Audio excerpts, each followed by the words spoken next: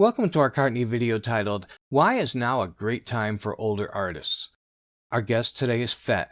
Well, I'm Fett. I'm a producer engineer primarily, based in Nashville for nearly 30 years now, which is kind of a terrifying thing. But I'm the owner of Azalea Studios and Azalea Music Group, along with my wife, Nancy Moran. And I specialize in doing remote projects for people all over the world. And my two primary audiences, I guess I would say, are people who are older and people who are female in the industry. Fett, let's talk about the older artists that you're working with. What age range would you consider older in this context? Right. Well, actually, I get the question a lot when I talk about the fact that I work with old folks in the music industry. And my definition of old or older is, like I like to joke about it, the AARP generation. So if you're 55 and over, if you're eligible to be an AARP, you're definitely eligible to be called an older, or I prefer, more experienced person in the music industry. So now that's not to say that I don't work with people who are younger, of course, and both as industry professionals and musicians and people like that, as well as clients. But I have found that there's a very, very specific set of characteristics about people who are 55 and over that tends to run through that entire demographic. What are some of those characteristics? Well, there's two types of people who are older in the music industry. Those that have been doing music pretty much their whole life and have never really stopped. And a lot of those tend to be people like session musicians and what have you. And some of them are songwriters and performers and what have you still. But there's this other group of people that Nancy Moran and I like to refer to as second timers. And they're people who were very serious about music at some point in their life, during school, when they were growing up, whatever. They learned to play an instrument, they sang, they were in school plays and all this kind of stuff. And life happened. They got a career, they got a family, other things happened, and the music kind of took a much more of a back seat as time went on. Maybe they had a spouse that didn't really approve of their music or were a little jealous of it. We've seen a lot of that kind of thing.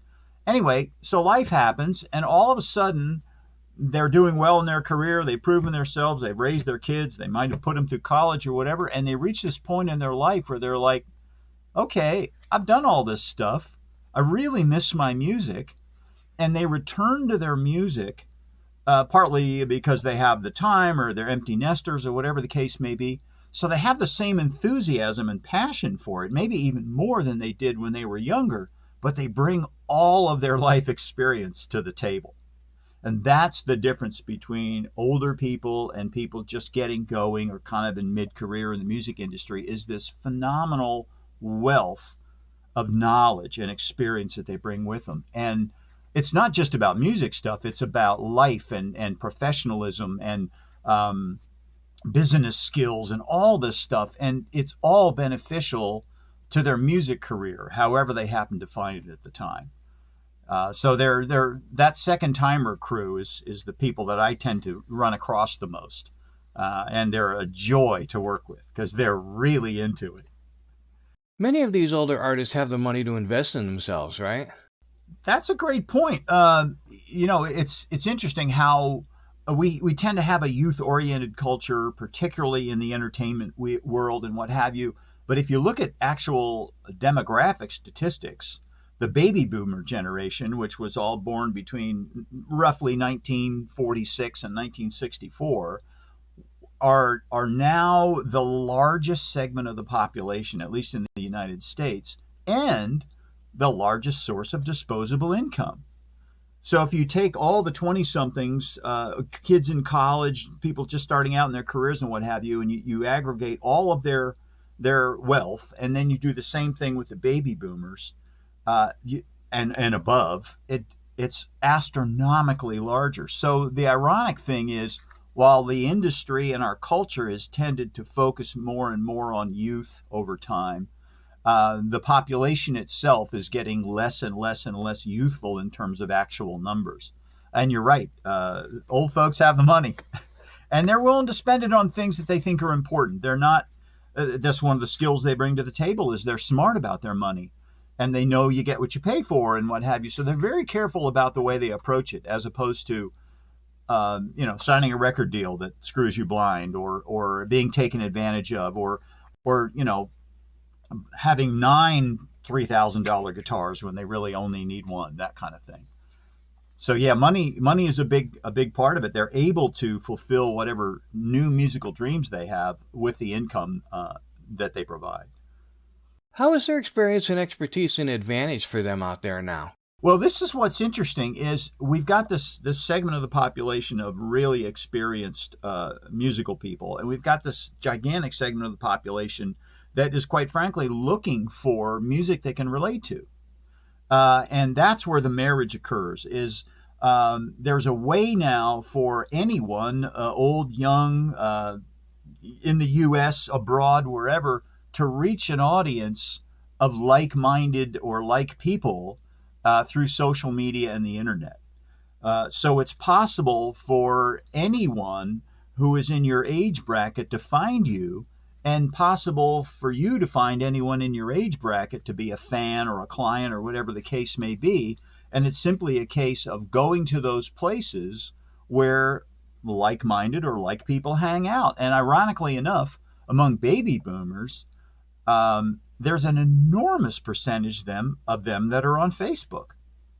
And so, we all know about Facebook being able to find your high school friends and stuff like that, but it goes a lot deeper than that. If you're on Facebook and you've got some friends in your on your profile, the things that they watch and the things that they post and the videos they like and the songs that they prefer and all that stuff is exposed to you, and you can then go find like things literally just on Facebook. I mean, there's millions of other platforms and other methods and stuff like that, but that's a huge one right there because of the fact that there's so many baby boomer type people who are on Facebook specifically.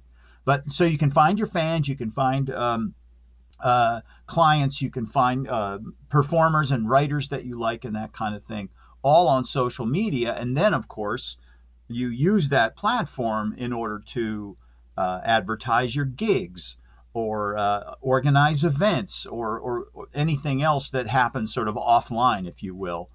And then the other thing, of course, is Facebook is a platform rather that has always had the notion of a business page, and pretty much any active artist any performer who's in the music industry has a page on Facebook. Not just a profile for their person, but a page, and it's so easy to find anyone or any style of music now, of any age. So there's no barriers like there used to be. There's no one who has to bless you and approve the fact that they deem you worthy to have a fan or to go listen to the artist you like or anything like that. All those barriers are gone now.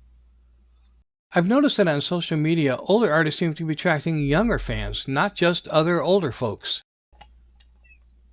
You're absolutely right. One of the interesting phenomena that I find that I love about the younger generations is they are much, much more open to a vast array of musical styles than the baby boomers and the generation just after them. So the adage that somebody used to illustrate this for me was, they are just as likely to have Lizzo and Frank Sinatra and the Beatles on their phone.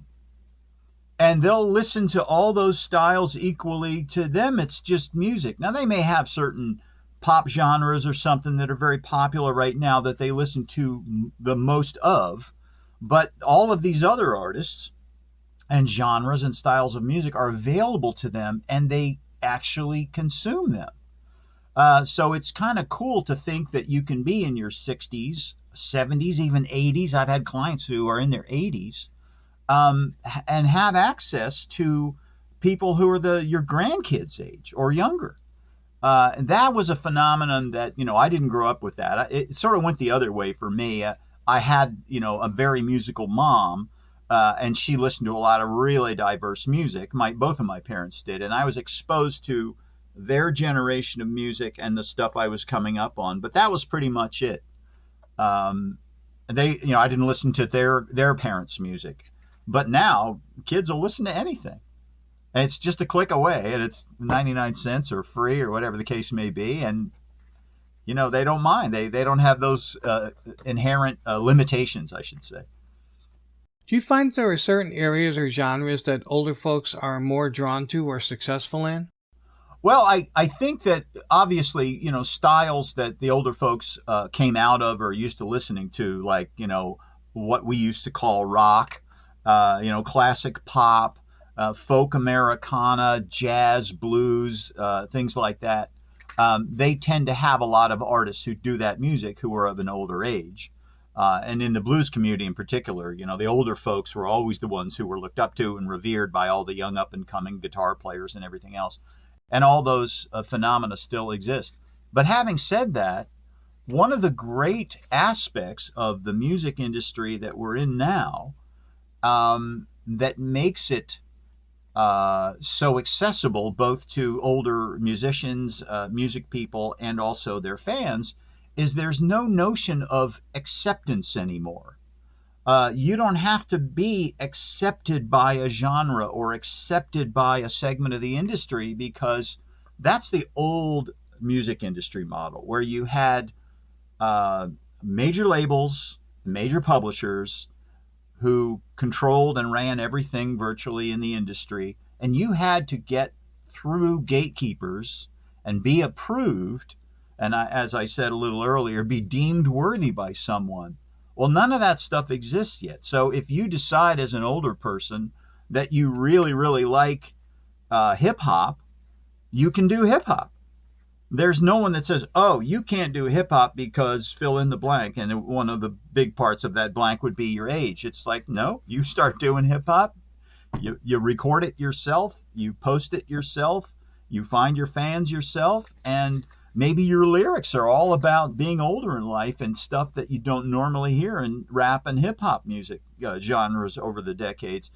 You could make literally your own niche that way, your own genre. Old folks hip hop. I guess the original stuff that came out of DC back in the day would, the original classic rap stuff is now considered an older genre. But you could create a genre for older people. To me anyway. I work in the indie music industry almost exclusively, and to me, this whole notion of acceptance just doesn't exist anymore. It's what you want to do as a music person, not what the quote industry is going to allow you to do, and that's beautiful. It's a wonderful world to be living in right now. Working with that age group, is technology a barrier at all, or do you find most older musicians to be tech savvy? I'm kind of shocked, to be honest with you, on the industry side of things, the folks who do like composing for film and TV themselves, and what have you, how frighteningly tech savvy they are. I work with a lot of folks from Taxi.com, for example, and their demographic tends to be older, well-established musicians with a lot of experience who do music for sync for film and TV. And I mean, some of the studios that my clients at Taxi have, and some of the productions that they do, rival anything out there. They've got studios with really, really good gear, phenomenal quality plugins, really, really great mixing and mastering skills, that kind of thing. And, they're a 65-year-old guy in his spare bedroom at home. But you listen to their productions and the technology that they use. Like, some of them are really, really savvy on loops and virtual instrument libraries and all this stuff. Heck, I can't keep up with a lot of it. So the ones who are doing it as creators and who are releasing a lot of music on a regular basis for placements tend to be very tech savvy, frighteningly so. Some of the clients, like who I work with, they might not be super tech savvy, but they're experienced enough to know, all right, it's my job to write the songs, create the music, come up with the melodies, the chords, whatever. And now I'm going to hand over the technical side of things to somebody who has the skills in that area. I'm going to delegate, I'm going to subcontract, which is one of the things that's normal to people in older age brackets. and just let somebody else handle it. So very, very rarely does the technology ever get in the way. And the thing I find really, really great is, as an older guy, I'm 63 right now, uh, people in the AARP generation are more than willing to learn technology. I had a guy yesterday, literally, we were talking about doing a project together, and I needed him to send me some files so I could get an idea of what the stuff sounded like. And he said, well, I have a thumb drive. What can I do with that? And I said, go on WeTransfer.com, a free file transfer service. You can transfer up to 2 gigabytes free in a single transmission. And I, in 30 seconds, I told him what to do. And he's like, oh, cool, I can do that. And off he went. So people who aren't super tech savvy aren't necessarily not able to learn the tech for whatever it is they need to do. That's encouraging, especially in this advanced era. Well, I think that if we could do a little aside conversation about everything being technology, especially in music, it's a bit of a myth. Music is still about music, and music is still about connecting with the end listener, and music is still about emotion and all that kind of stuff. I think the industry, the MI industry, the musical instrument industry, which is the manufacturers of instruments and recording gear and all this stuff, have done a great job of telling us all over the many, many decades they've been around that we need the technology, and we need a specific type of technology and the latest of that type of technology in order to sound the best we can sound. And, you see all these people getting Grammys now, recording albums in their bedroom with a good mic and a decent preamp. Billie Eilish and people like that, and you realize that no, the technology is not the center of the equation. It's definitely a piece of it. It's a tool, and we've always had technology. I mean, Frank Sinatra's recordings had to be done on technology that it was simpler, but fundamentally the process of coming up with a good song, doing a good performance, capturing that performance, which is really the purpose of the technology, at least from my viewpoint, and then making that capture of the performance available to the public. None of that has changed. The actual specific tools of technology have come and gone and come back again and everything else, but it's really not a super duper tech heavy thing. And you don't have to have a degree in management information services or IT in order to do really well with the technology available in music today. Older people in the industry, you have that perspective. You've actually done fill in the blank with 5 or 6 generations of technology now. Somebody coming out of high school or college or starting their first job or whatever the case may be, just getting into the music industry, they have maybe 1 or 2 technical frames of reference. That's it.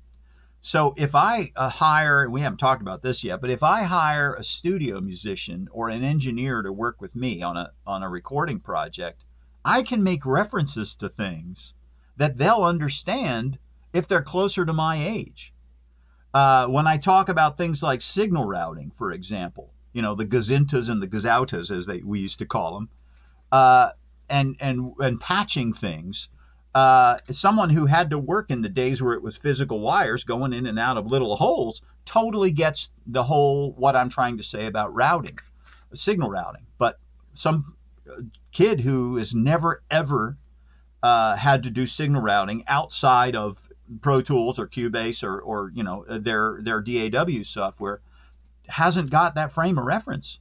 And you start talking about routing and things, side chaining of compressors and things like that, which were all normal stuff, 40, 50, 60 years ago. They just glaze over. And this is no fault to them. It's simply because they haven't been exposed to all that context that older people bring with them automatically.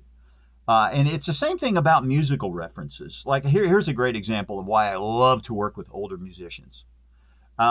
They have the canon of their entire life's music, probably their parents' music and maybe their grandparents' music in their level of experience as a player.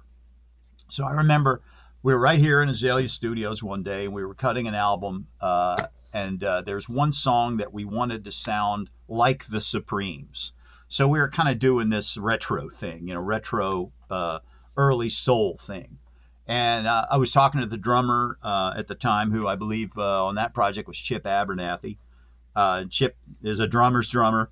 And he said, well, do you mean Supremes like this, when he played a particular pattern on such and such a song, or do you really mean more like this? And he played a completely different groove. And I said, the second one, that's when I think Supremes and I think this song, that's what I'm going for. And he literally said during this conversation, okay, do you mean when so-and-so was playing drums on the record and he did this with the hi-hat pattern? Or do you mean the live version of that song that came out on their live record when so-and-so was the drummer and he did this on the hi-hat? And this is the level of encyclopedic knowledge that experienced session players have. You can't fake that. You can't make it up. You can't shortcut it. You gotta do the work. And, when I'm in here and I'm producing music, I can ask for anything from, well, my current drummer, Ron Krasinski, the joke that we have is he's played, and this is true, with everyone from Mel Torme to Dr. Dre. And if we have any reference of any style of music or any era of music in there, plus we just finished a brand new indie folk thing, a la, the Avett Brothers or, somebody like that, they have all that stuff in their briefcase to draw from. So that's another great reason to be older in the music industry, is if you're on the industry side of things as a player, as a session musician, as a touring musician, you can just whip out stuff and put it on a song and know exactly what's right for the production at hand. You can't put a price on that. How do you find that their age affects their songwriting? That is a really good question about older people in songwriting. This is one area where I think we collectively have a lot to learn. I mentioned earlier that I work with a lot of film and TV, sync music composers, many of whom are taxi members and belong to organizations like that, where they initially build their network of contacts and then get their placements that way. And I think one of the things that old dogs learning new tricks need to learn is how to, if you want to write to the market, the current market, you may have the technical chops to play this stuff, and you might have the mechanical chops to play it. You may have the technical chops to play and produce it. But from a writing perspective, songs are not written today the way they used to be written. Structurally, subject matter wise, chord structure. I mean, they've done all these studies about how many majors and minors and how many chords per line and all this other stuff. It's just different. And we all tend to fall back on what we like and what we're familiar with. But if you want to be an older person in the industry, for all the wonderful reasons we've talked about, and you want to serve the current market, and that includes the indie market as well as the major label market, it's time to kind of forget everything you learned, take off your hat with that information in it, and deliberately write something that doesn't feel right or feels uncomfortable to you. As I say to my musicians when we get in here, we work on certain styles. I'm like, forget everything you know about what you would play right here as a session person. Get rid of that. We're going to do it like, fill in the blank or whatever style we're trying to copy. Now, that is only for people who want to serve the current market. Like if they're writing, cues for film and TV and they're all current styles. But if that's not your bag, and for a lot of people, I don't think it should be, then it's completely fine to work inside the box that you're used to and write songs like Creedence Clearwater or whatever, your thing is. But that's, I think, the one biggest challenge that older people have is in the writing of songs and not falling into old patterns that probably been drilled into them for decades about the right way to write a song. There is no right way to write a song nowadays. It's whatever's working, and that's totally fine. Any final words of advice for older artists? Yeah, I think, you and I had talked earlier about where people can find older folks or their audience or whatever. In addition to social media and things like Facebook and what have you, I think one of the best ways for people in general, but older people in general, to find each other is music conferences, and particularly in-person music conferences. At a minimum, I would say online music conferences, and there are lots of those, several of which you put on yourself. But it's kind of a way to interact, kind of see other people and sort of what their vibe is, hear what they're up to, and then have a way of following up through social media or the internet or whatever after the fact. It's a great introductory platform. But there is something totally unique about being in a room, particularly if everybody's like you, and having that face-to-face experience. I mentioned taxi several times. I just happen to have literally been teaching and mentoring at every Taxi Road rally since 2004. And I've watched the generations of brand new people come through and then get better and better and work their way up and end up getting crap loads of placements and lots of income and everything else. And it's really amazing to watch the bond that takes place at an in-person conference like the Taxi Road Rally. And there are many, many here in Nashville that you and I have both been to over the years, and others I don't even know about. But music conferences is a great way to find fans, find clients if you're a musician or a studio owner like me or something like that. And I have relationships now that go back to 2004 from attending my first live music conference for Taxi. And so they're some of my dearest friends as well, some of my best clients. And they all got older along with me, so we have that in common as well. That concludes our video titled, Why is Now a Great Time for Older Artists? We want to thank Fett for sharing his invaluable experience and expertise.